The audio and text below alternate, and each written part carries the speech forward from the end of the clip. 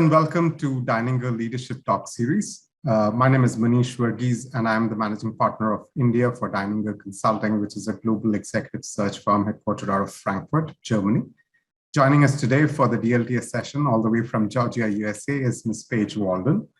As a quick introduction to Paige for our viewers, Paige is a senior, accomplished, and highly passionate global HR leader, bringing nearly 30 years of experience. Presently, she serves as the Global HR Director for the Molten Metal Systems business division of Morgan Advanced Materials, which is a leading global manufacturer of specialist products using carbon advanced ceramics and composites. Morgan Advanced Materials is headquartered out of the UK and is listed on the London Stock Exchange and has business operations across 30-odd countries and has revenues of nearly £1 billion. In addition to her global HR director responsibilities, Paige also looks after the global rewards function for the group. And she's been with Morgan since 2016, previously serving as the HR director of the North American region for one of their other global business units. Prior to joining Morgan, Paige worked with Vibrant as the HR director. Vibrant is a leading international chemicals manufacturer. And before that, she spent nearly 20 years with DSM Chemicals in North America. Interestingly, before Paige moved to the HR function, she worked as a chemist, handling lab operations and special projects for several years. And she's also served for a few years as the Six Sigma leader for DSM, handling several process improvement projects. An illustrious career, I must say. Paige, a very warm welcome to you, and thank you for joining us today. Thank you, Manish. Delighted to be here. Great. As you know, and we discussed this very briefly before our discussion today, the topic today is empowerment.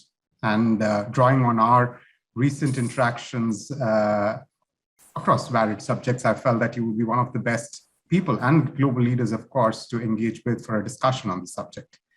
I'm almost drawn to that famous quote by Becky Broden, who said that leadership is not about wielding authority. It is about empowering people.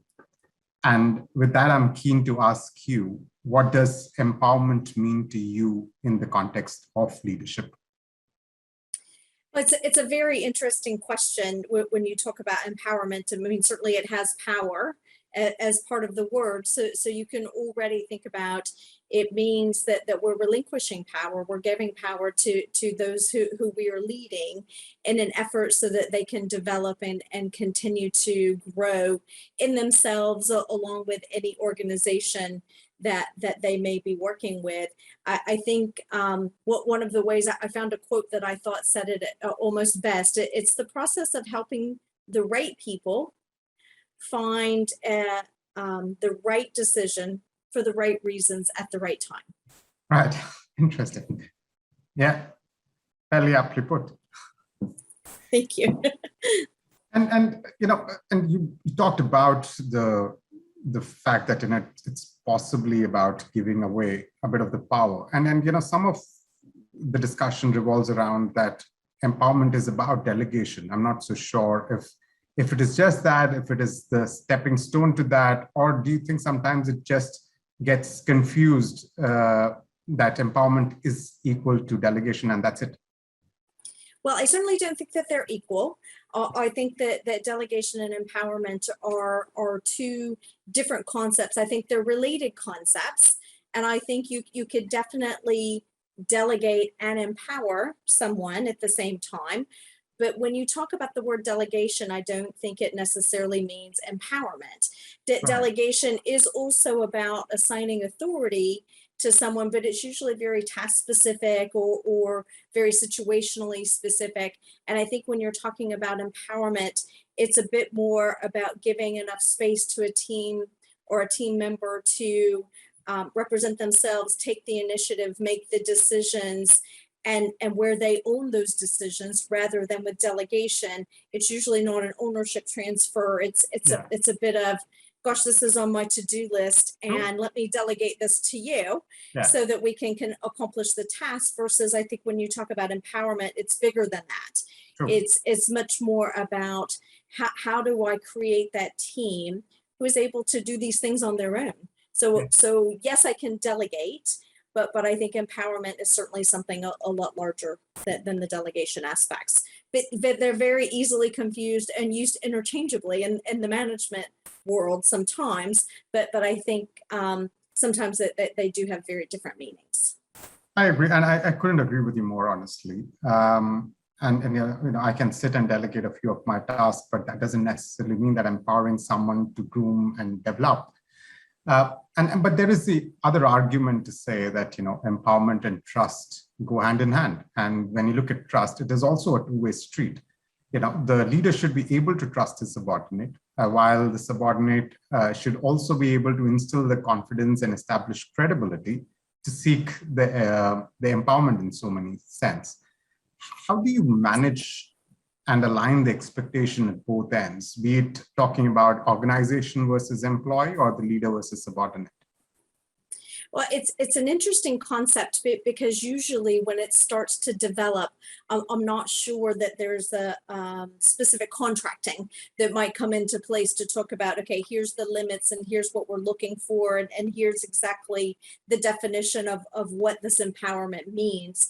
Right. But I think when you're starting to empower someone, you said it quite well there. There's a trust that has been developed, and obviously that takes some amount of time.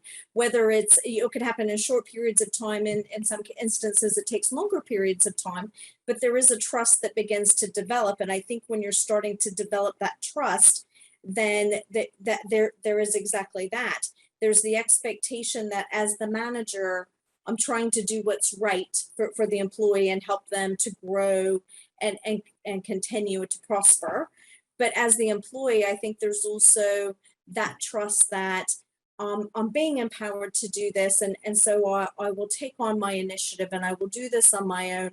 And you continue to walk this walk where you're learning from each other. I think that the more interesting dynamic is that between the organization and the individual who's being empowered. Because if you don't have an empowering organization as well, then right. Sometimes we can become at cross purposes where we've empowered someone in the organization, but maybe there's a more hierarchical organization or one that works in a bit of a different way. And then the person that we try to empower becomes frustrated. They're not recognized as that leader. So I think it's also about making sure that we're communicating that in the organization, that we have empowered a member of our team or maybe our entire team, if we're quite fortunate, and we're able to make sure that we're setting the expectation around us, not just with the individual, but around the rest of the organization. And sometimes, unfortunately, that doesn't always go well. So we have to work through some of those instances and continue to support those people and make sure that we are driving that organization towards a more empowering organization. Yeah, and it's a very interesting perspective that you bring, that it's not just a matter about between two individuals. There is a larger organizational context at play. And it probably stems from the top and has to cascade down. But there is this other argument, and some may argue that empowerment is great, fine, but that cannot come at the cost of achieving the organizational objectives, alluding to the fact that if you empower without having exercised the right amount of managerial control, you may end up making some costly mistakes. So how do you balance the need to empower people, but not be too hands-off? Or do you think that it does mean that to a larger extent, you have to be hands-off? I think hands-off is an interesting word. I would say when you're empowering people, what you are effectively giving up is control, the word control.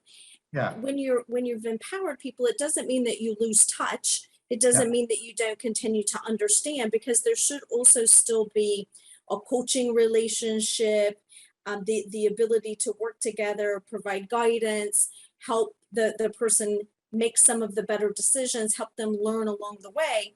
But I do think that having an empowering organization also means that there will be mistakes that are made along the way. And if we don't allow these people to make the mistakes and learn from those and continue to move forward, then we just continue this same spiral of not being able to move forward. And I would almost counter the argument of, well, we can't afford a mistake, to say, how could you afford not to make one? if we don't allow our people to make mistakes and give them the flexibility and freedom within confines. I mean, obviously you don't want to destroy a business over this, but you want to be able to give them that freedom, that flexibility, let them make a few mistakes along the way. And as an organization, we will gain so much more from that in return. Because just think, now I have an organization full of leaders. I don't have to continue to rely on just the few people who maybe are designated with particular titles that are able to then help us drive that organization. And so while we may slow and may make mistakes in the beginning, I think the reward on the other side is so much more greater than any risk that we have up front. Sure. And you mentioned the context of saying that hands-off can often be about giving away control. And one of the things that comes to mind is the fact that different leaders do have different kinds of leadership styles. And you would find leaders who are more participative, inclusive in approach, and then there are the others who are more autocratic or directive in style. And then there are those who feel that threatened by empowerment because they feel that can threaten their own authority and position. How do you motivate someone who is probably a more autocratic leader and control-oriented leader, or someone who's a little insecure to ensure that they are able to build a culture of empowerment around themselves and embody that? It's a great question. And some of the tactics that I've used in the past are things like, first, trying to understand where the resistance is to a more empowering leadership style. Sometimes it's a very negative experience. It's one of those things that we really have to help someone move through and understand, maybe even do a bit of a triage and understand what happened, what went wrong, and what can we do different moving forward. Sometimes it is more about that style that you were speaking about. I have a bit more of an authoritarian style or a bit more of a control style, and I feel better that if I'm going to be held accountable for results, that I'm able to a bit more directly control how we get to that point. But I think to those leaders, when you also start to talk to them, you find that they are very frazzled, that they are reaching stages of burnout, that they are also going through some of these things where this is a great point to say, but this is where empowerment can really help you. Wouldn't you love to be able to take that group of holidays and not have to worry about being close to the phone or carrying the laptop, so that we're able to make sure that we can get online at a moment's notice and take care of a task? Wouldn't it be great to be able to take a couple of weeks of holiday and be able to really rest and relax and rejuvenate? And wouldn't you like to, I think the other thing is, if you watch someone who is able to grow, when you've empowered someone and you see the growth and watch how well they start to achieve, it gives you such a sense of pride. To think that you had a part in that process and you've been able to help that person move forward and continue their career. And that's some of the most lasting impacts that I think you can have as a manager or a leader in any organization. But I think it is about meeting them where they are, helping them understand what the benefits could be, acknowledge the risk, because I think if you don't acknowledge the risk, then you kind of you're not really addressing the problem that they're experiencing, and continue to push so that we're able to move forward. And I think if we can at least start that process and begin to move that in small steps, we will eventually get to a space where even some of the most controlling of leaders learn that there are circumstances and instances where empowerment can be very helpful and very rewarding. I mean, again, going back to that fact that you mentioned, that it is so self-fulfilling and gratifying to know that you played a role in developing or grooming someone and see them become successful. It's almost as if that's the legacy that you leave behind when you probably move on to doing something else. But again, just the second part is also the second kind of individual who may feel threatened. And I sometimes feel that it's when you empower people, when you develop people, you're creating more bandwidth at your table, you're creating room for yourself to grow to the next level. A lot of people are not able to see that. I mean, how do you respond to those concerns or, inhibitions that people may have? Well, I think that this is where your organizational culture also becomes important. Yeah. Because if these are not things that are not respected within the organization, it becomes much more difficult to help an individual leader or manager move in this direction. But I think there's a logic here, and you've laid it out quite brilliantly there. There's a logic that says, if I continue to have to do more, we reach a point at which I can only do as much as I can physically and humanly do. True. If I'm not able to utilize my team and empower my team so that I can continue to expand and create my own space to be able to do the next thing, whether it's development to the next level, or maybe it's a hobby, or maybe it's something more in my personal life that I would like to spend more time with, I'm not able to do that if I don't get through this empowerment block. We have to be able to get to a space, and I'm not suggesting that we can empower everyone on our teams, but I think we have to take that effort and that energy to move towards an empowering relationship so that we can create the space for ourselves. Yeah, agree. You've at different times during our discussion just today, again, you alluded to the fact that the culture at a more organization level is also critical to ensuring that empowerment kind of flows and ebbs through the organization through different layers. Some of the challenges we just discussed about are also to do with personal styles and insecurities at an individual level. But do you see, what are any other challenges that you see around building a culture of empowerment within an organization, other than some of these things that we've discussed? I think there are a few others that we haven't talked about. One of the ones that I think is probably the biggest barrier that we have to an empowering organization is competing priorities, or the amount of time that we need in our day in order to be able to do something.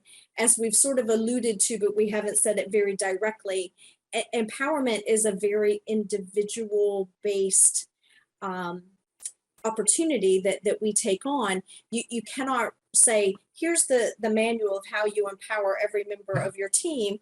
You have to get to know each of your team members, understand where their strengths and opportunities are, and understand what their goals and desires are as well, and then start to look for those ways to empower and be able to help them meet the goals that they're looking for, but also give the room and space that you're looking for. It's also coaching, as we've talked about, and guiding and advising. And all of those things do take a bit more time than being able to just stand up and direct someone to say, I need you to go here, do this, do that, finish this report. It takes a bit more effort. And when we think about how busy and full all of our lives are, I think carving out the space to do that is probably one of the biggest challenges that we have. And that's where we have to spend our time really helping people understand it's worth the investment and the time for the reward that comes a bit later in the process. Sometimes I think it's lack of skills. We have people in our organization, or even lack of will, who don't have the skill or don't have I just don't want to. I'm happy to come in. I just want to do this particular task. I do it well. There's very little stress in this, and I'm able to do that, and that's what I want to do. So we need to make sure that we have the right people in our organization that we're able to do that. And I think one of the others that we don't like to talk about, but that fear of failure. So when you talk about things like a more controlling personality, or lack of trust in individuals, I think what that really starts to come back to is that fear of failure. So how are we able to do this? Because it is an extension, it is a risk, it is extending that trust to say, I think this individual has the ability to do this. How can we create those scenarios where either the failure is small, or we can reduce the impact of something, so that people will continue to do that more? And again, we come back to the same organizational conversation of, but we have to have an organization that allows us to make some of those mistakes or have a couple of those failures along the way if we're going to do this in the right way and eventually get ourselves to a much better space. Interesting. I mean, and I think it's probably goes back to your experience of having dealt with so many different scenarios to say, how well you articulated what are some of the other hiccups or the stumbling blocks to find along the way of developing an organizational culture. You've had an illustrious career yourself, spanning nearly 3 decades. Across your career, when do you think, Paige, you felt the most empowered? Oh, that's quite a difficult question, Manish. I think that it's interesting because as we have talked about, I find it to be a very individual space to talk about empowerment, and one of the ones that sticks out the most in my mind, and maybe I come to it because it was probably one of the first real empowerment opportunities that I had in my career. It was when I was working for DSM. Yes. And I had not been into the HR function for very long. As you noted, I am a convert into the HR function. But I was working with a fabulous manager who saw something in me and really gave me the opportunity to learn and grow and develop, and empowered me to be able to lead the function in a way that was very different than perhaps what had been historically the case. But because obviously I was quite new and had a very different set of experiences that I was bringing into that space. But it is interesting because as I think back, it was probably the time that we were closest in our history. We had lots of conversations, but they were not conversations that were about getting tasks done. There were conversations about, well, how is this going? And how do you think this could have been better? What are you proud of about this particular scenario? What did you learn? That they were very thought-provoking questions that continued to make me want to grow and do more and do better. And it's very interesting because I found myself being so taken with this opportunity that I would have done almost anything to make sure that she did not fail. Not that I did not fail, but I was so just thankful and appreciative of the opportunity.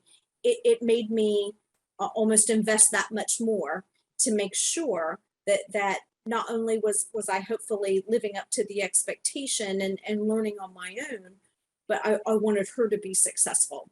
And it is really a partnership when you start down this path. So I think that, and she's the role model that I use today when I start to think about how do I empower my own teams and how do we help them be able to move forward and take their own decisions and be able to lead a much better organization. That's the role model that I use. So I think that's the example that I like to share.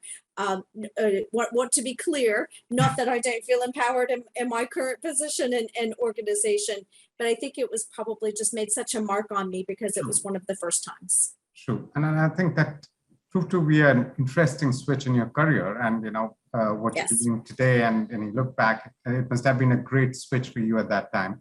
I mean, did that play a role? And I probably know a bit about you, so I know how you think about this whole subject. And you're not someone who just preaches, but you truly embody that in letter and spirit. But do you think, falling back on your own example, because you had someone as a role model who set it out for you, who gave you the platform, and you felt the urge to make sure that you were successful so that, you paid back in some sense for reposing that faith in you. So you became a natural, example, or someone who decided that, I'm also going to be an empowering leader. Do you think that naturally transcends every time? So let's say a subordinate has an empowering leader. Do you think it will naturally manifest that kind of thinking and mindset in that individual and it gets passed on? It's an interesting question, and I don't know, but I certainly think that if you have the right role models and people can see it be successful, success breeds success. So I think it is the way that we have to move forward. I don't know that it will always work in the way that we hope that it will, but I think what we certainly do know is if I'm not an empowering leader, then definitely we know that we have no opportunity of moving forward. Yeah. So it's almost a bit of an opposite of I'm not sure. What I am sure of is not doing it certainly stifles the growth. Doing it may not always work, but I think it's certainly the best examples that we have. Yeah. Brings me to the final question. And you've worked with some very large, interesting global corporations where I think there has been a culture of empowerment, and some places perhaps where you've been championing that as well. I mean, in your experience and in your opinion, have you seen a difference in how successful individuals are or organizations are where there is a culture of empowerment, and about people who may not come from that kind of a background? I mean, in summary, does empowerment relate proportionally to success or achievement? The short answer, Manish, is absolutely. Empowerment is the pathway to success. You can certainly take the more command and control style, and it can be successful in certain situations. So in times of crisis or in short-term situations, you can be successful with that type of a culture. However, when you're talking about sustainability, when you're talking about long-term success, companies who are really interested in not just am I successful today, but will I be successful in the future, then absolutely empowerment and empowering cultures is the only way for us to be successful. I think that the difficulty is we are now living in a bit more of a short-term based society. The global connectivity that we have means that things are constantly moving, but some of these tried and true and understandings do not change. In order to be successful in the future, it takes work, it takes effort, and we have to be able to set ourselves up for that success, and empowerment is the only way to do that. Well, I mean, I think I'm glad I preserved that question for the last, because I think you've very aptly summarized why one should look at empowerment, both as an individual and as an organization. And thank you, Paige, for your wonderful, wonderful insights. It's been absolutely intriguing listening to you, your experiences, how you dealt with some tricky situations, how you dealt with the challenges of creating an empowered culture, how you felt empowered during the course of your own spectacular career. And thank you so much for joining us today and sharing your experiences. It's been wonderful talking to you today. Thank you, Manish. It's been my pleasure, and I look forward to more of these leadership talks. Absolutely. And we look forward to engaging soon again on a different subject, perhaps. Absolutely. Thank you so much. Thank you.